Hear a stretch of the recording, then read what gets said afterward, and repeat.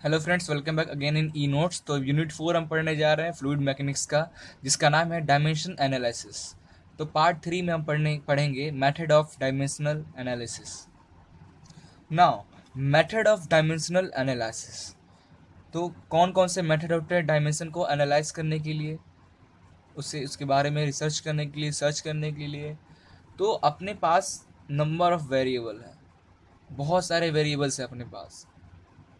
Independent variable हैं, dependent variable हैं, fundamental variable हैं, इतने सारे वेरिएबल हैं। तो उन सबको एनालाइज करने के लिए दो टाइप का डायमेंशन एनालाइज फॉर्मूला बनता है।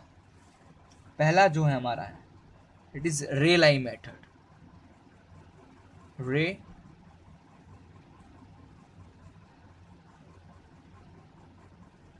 रेलाइज मेथड, ये पहला मेथड है जिससे हम डायमेंशनल एनालिसिस करते हैं। और जो दूसरा मेथड है हमारा, वो है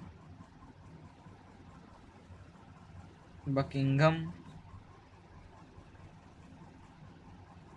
पाई थ्योरम।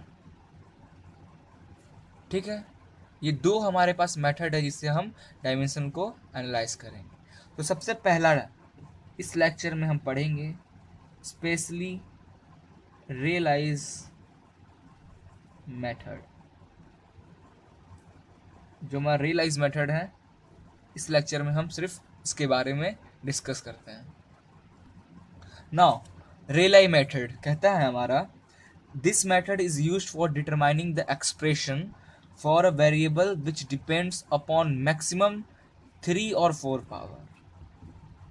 को जो एक्सप्रेशन दिया है उसका मैक्सिमम पावर 3 हो चाहे 4 हो, अगर उससे ज़्यादा होगा पावर उस एक्सप्रेशन का, तो बहुत डिफिकल्ट होता है रेलाई मेथड से सॉल्व करना उसको। उसके लिए हम बकिंघम पाई थ्योरम यूज़ करते हैं। ठीक है, क्यों डिफिकल्ट होता है, जब हम न्यूमेरिकल करेंगे इस टॉपिक का तब हमें वहाँ समझ में आएगा। ठीक है, now if the number of independent variable become more than 4, then it is very difficult to find the expression for the dependent variable। चलिए अब हम रेलाई मेथड का डेरिवेशन करते हैं। फॉर एग्जाम्पल, आप मान लो let x1 is the variable, और आप मान लो फॉर एग्जाम्पल मैं लिख देता हूँ let x is a variable, x is a variable which depends on the x1, x2, x3 variables. ठीक है, x क्या है, हमारा एक वेरिएबल है जो कि डिपेंड है अपने x1, x2 और x3 वेरिएबल पे। तो according to Rayleigh's method, x is the function of x1, x2, x3। तो इसे हम लिख सकते हैं ऐसे, x is the function of x1, x2 and x3। ठीक है, इसको हम इस तरह भी लिख सकते हैं, this can also be written x is equal to k हमारा रेलाई कांस्टेंट, वेयर x1 का पावर a, x2 का पावर b और x3 का पावर c। ठीक है, अब ये ए बी सी हमारा हो गया, ये 3 तक है तो बहुत अच्छा है। अगर ये ए बी सी डी भी हो गया तो भी थोड़ा डिफिकल्ट है, लेकिन ठीक है। 4 से ज़्यादा अगर हमारा टर्म्स आया एक्सप्रेशन में, पावर्स ज़्यादा आए, तो क्या हमें प्रॉब्लम होने लगेगी, डिफिकल्ट होगा रेलाई मेथड से कैलकुलेट करना। तो इसलिए ज़्यादा से ज़्यादा, वैसे तो मैं बताऊँ तो 3 ही, ए बी सी, इससे ज़्यादा हुआ तो प्रॉब्लम हो जाती है। तो ए बी और सी 3 एक्सप्रेशन के लिए रेलाई मेथड सबसे बेस्ट है डिटरमाइन करने के लिए, हमें डायमेंशन एनालाइज करने के लिए। ठीक है, where where K is constant और ए बी और C is a arbitrary power, assume power. आप एज्यूम कर लो उसको, कोई भी power, that is arbitrary power. ठीक है। तो जो value of A B C, A का पावर बी का पावर और ए बी और सी जो है हमारा x1 का पावर x2 का पावर x3 का पावर, ये पावर इस वैल्यू इसका ए बी सी का वैल्यू हम कहाँ मतलब कहाँ से लाएंगे, किस पे डिपेंड करेगा ए और बी और सी इसका वैल्यू? ये डिपेंड करता है हमारा फंडामेंटल डायमेंशन, और डायमेंशन होमोजेनिटी से हम क्या देखते थे, एलएचएस और आरएचएस इक्वल होना चाहिए। तो हमारा जो एलएचएस में जो डायमेंशन दिया होगा वो डायमेंशन को हम ए और बी और सी के इक्वल कर देंगे, तो वही हमारा ए बी और सी का वैल्यू हो जाएगा। अंडरस्टूड? फॉर एग्जाम्पल के लिए एक न्यूमेरिकल हम देखते हैं, ठीक है। पहले मैं यहाँ लिख देता हूँ, where a the value of A B और C, the value of A B C, ठीक है। The value of A B C obtained by comparing the power of the fundamental dimension on both sides. Okay, तो अपने पास ये question है, the time period t of a pendulum depends upon the length l of the pendulum and acceleration due to gravity g. Derive an expression for the time period.